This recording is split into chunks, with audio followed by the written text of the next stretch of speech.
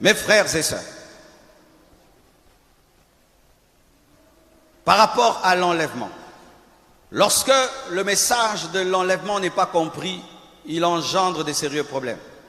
Et j'aimerais vous dire que l'église de Réveil a connu des grands problèmes à cause d'une mauvaise manière d'enseigner l'enlèvement. Ça a engendré des paresseux, des gens démotivés pour réaliser des grandes choses. Il veut faire une grande entreprise, ça sert à quoi? Jésus revient bientôt. Je connais même des gens qui disent qu'il ne faut pas construire des grands temples parce que quand Jésus reviendra, nous allons partir et le temple sera l'antichrist, et c'est pourquoi il ne faut pas faire des grands temples. D'autres disent même qu'il ne faut pas se marier parce que les enfants vont rester s'ils sont des païens. J'ai rencontré quelqu'un, je dis pourquoi tu n'as pas d'enfants? Il dit Jésus revient bientôt, je ne peux pas avoir des enfants. Jésus revient bientôt.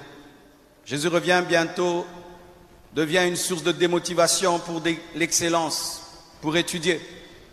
J'avais un ami qui a dit Jésus revient en 2000. En l'an 2000, ça ne sert à rien d'étudier, il a arrêté les études. Et nous sommes en 2023. Vous imaginez ça? Il a arrêté d'étudier parce que Jésus revenait bientôt. Et d'autres ne travaillent pas parce qu'ils disent à quoi se battre. Attendons, Jésus revient. Toutes ces choses de travail vont finir. Sachez ceci, mes frères, que l'enlèvement, ce n'est pas une fuite, c'est une récompense et une victoire. Nous ne sommes pas enlevés parce que nous fuyons. Tu échoues sur la terre et tu dis Jésus au secours, viens me prendre. Non, tu réussis et il te trouve dans le succès, il te trouve dans la gloire. Amen. Hein? Le message de l'enlèvement, ce n'est pas un message des fouillards, c'est un message pour la récompense. Mais beaucoup de gens veulent l'enlèvement, pas parce qu'ils aiment Jésus, parce qu'ils ont échoué dans la vie. Il a essayé à gauche, il a essayé à droite, il est démotivé, il ne fait rien d'extraordinaire dans la vie, il n'aime pas sa vie, et puis il dit Jésus revient bientôt. Et ça engendre une église faible, un pays faible, une église déséquilibrée. Lorsque les gens sont déséquilibrés dans ce message, ils ne s'impliquent pas dans la gestion du pays. Ah, ces choses de politique, c'est pour les païens. Nous, nous allons régner dans le millénium. Mais tu peux être gouverneur et encore gouverneur, non? Alléluia. Tu peux être gouverneur dans ce siècle-ci et gouverneur là-bas. Alléluia. Tu peux être grand dans ce temps-ci et grand là-bas. Alléluia. Tu peux faire des grandes choses maintenant et tu deviens grand là-bas. Mais beaucoup disent, ça ne sert à rien de faire des grandes choses en ce temps-ci. Je serai grand dans le millénium. Un déséquilibre.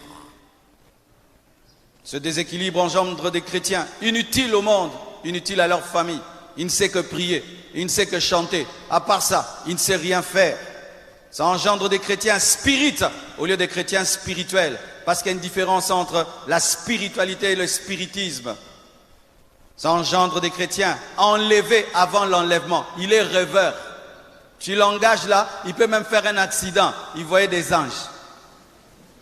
Alléluia. Oui, c'est pourquoi des fois, on engage quelqu'un, vous dites il est charnel, mais lui il est consciencieux. Toi qui es très spirituel, tu es distrait au travail. Ça engendre des chrétiens asociaux, marginaux, des chrétiens pauvres, Chercher l'argent, les choses du monde. Chercher ceci, les choses du monde. J'aimerais un peu t'expliquer le monde. Quand la Bible dit n'aimez pas le monde, on ne parle pas de la terre et du ciel. Quand on dit n'aimez pas le monde, c'est le mauvais système qu'il y a dans ce monde qui change le mal en bien. Mais on ne dit pas n'aimez pas la terre, n'aimez pas les arbres. Il faut aimer les arbres, il faut aimer la terre, sinon il y aura des érosions. Si tu coupes les arbres, il y aura réchauffement de la planète. Aimez les animaux, aimez les fleurs, aimez la pelouse, aimez la pelouse, aimez la pelouse. Tondez la pelouse, plantez la pelouse, plantez des fleurs. Bilora Mukili. Ça engendre des chrétiens pauvres et ça engendre une église dominée.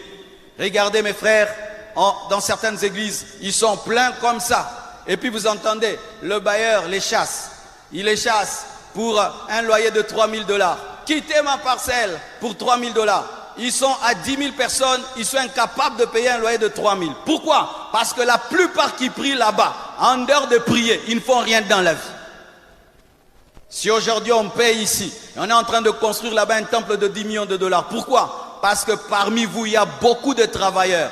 L'argent ne me tombe pas dans la chambre. Ce sont vos mabonza que vous donnez qui font ça. Ce sont vos mabonza que vous donnez qui construisent là-bas. Ce sont les mabonza que vous avez donnés qui ont acheté là où il y a les toilettes. Pourquoi? Parce que vous êtes puissants. Si aujourd'hui, ici, on nous dit, quittez, ça ne va pas nous déranger. On peut louer là-bas et partout où on veut. Pourquoi? On est puissant. Pourquoi? Par votre puissance, on est puissant. C'est pourquoi ne néglige pas ta vie. Parce qu'en négligeant ta vie, un jour l'église peut se retrouver dans un endroit qui n'est pas le choix de Dieu. Des choses qui arrivent. Des gens entrent dans l'église. Ils disent, pasteur, arrête de prêcher, descends. 4 personnes entrent dans une église et puis disent, pasteur, arrête de prêcher, et le pasteur descend.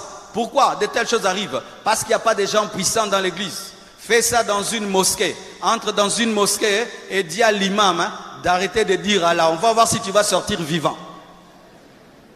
Alléluia. Frères et sœurs, une église des personnes qui refusent de travailler, de se battre dans la vie, sera écrasée, sera dominée, sera écrasée. C'est pourquoi lorsque Jésus-Christ voulait qu'on récupère son corps, qui a récupéré le corps de Jésus, c'était Joseph d'Arimathée. C'était un homme influent, un homme qui travaillait, un homme qui avait des contacts et des relations. Si pendant que je prêche ici, on m'arrête, qui ira intervenir?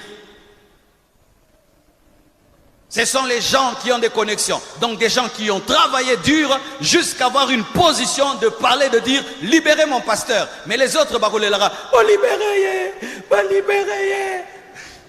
Il y a un pasteur qui a été arrêté quelque part. Mes frères, les fidèles pleuraient devant la prison tous les jours. Ils ne sortaient pas. Lorsqu'on a voulu tuer Paul, qui a révélé à Paul le piège? C'était son cousin qui travaillait à côté des hommes élevés. Frères et sœurs, soyez élevés, travaillez, soyez élevés. Même si Jésus revient bientôt, sois meilleur dans ton domaine. Même si Jésus revient bientôt, construis une grande maison. Même si Jésus revient bientôt, construis un grand temple. Même si Jésus revient bientôt, distingue dans tes études. Même si Jésus revient bientôt, marie-toi, fais des enfants et des mapassa. Même si Jésus revient bientôt, parfume-toi, vis dans l'excellence. Même si Jésus revient bientôt, aie des grands rêves, aie des projets dans 10 ans, dans 20 ans, dans 30 ans, dans 50 ans, dans 100 ans. Pourquoi? Il reviendra quand il veut. Je vis comme s'il revient aujourd'hui et je vis comme s'il reviendra quand il veut. Sinon, les chrétiens n'auront même pas de projet dans 20 ans, 50 ans. Un jour, j'écoute Angela Merkel parler dans 50 ans l'Allemagne. 50 ans l'Allemagne. Je dis, mais comment on fait des projets dans 50 ans? Jésus revient bientôt. Mais n'oubliez pas, mes frères et sœurs, que Paul disait, nous les vivants, nous serons transformés aujourd'hui les morts. Si je viens là, je dis la compassion dans 300 ans. Oh pasteur, l'incrédulité. Il ne faut pas faire des projets à long terme. Les chrétiens vivent au jour les jours, parce que Jésus revient bientôt. Non, l'équilibre c'est quoi? Il vient aujourd'hui, il me prend. S'il ne vient pas aujourd'hui, j'ai fait des projets même dans 1000 ans, parce qu'il reviendra quand il veut. Donne-moi l'amen. Je sens dans mon esprit que beaucoup d'entre vous, vous n'avez même pas de projet de 100 ans. Oui, je viens de capter ça. Oui, vraiment, je viens de capter ça. Que beaucoup d'entre vous, vous n'avez pas de projet dans 100 ans. Si tu deviens dirigeant de ce pays, tu n'as pas un projet dans 100 ans. Tu ne vas pas prévoir l'après toi. Mais pour qu'une nation soit développée, il faudrait que celui qui dirige sache qu'après moi, il y aura quelqu'un, et puis quelqu'un, et puis quelqu'un, et puis quelqu'un. Mais si nous sommes dans Jésus revient bientôt, c'est après moi, il n'y a plus rien. Alors qu'après toi, il y aura quelque chose si Jésus ne revient pas. Faites des grands projets, planifiez des grandes choses. Faites des grands projets, planifiez des grandes choses. Il peut revenir aujourd'hui ou il peut revenir après et après comme il veut.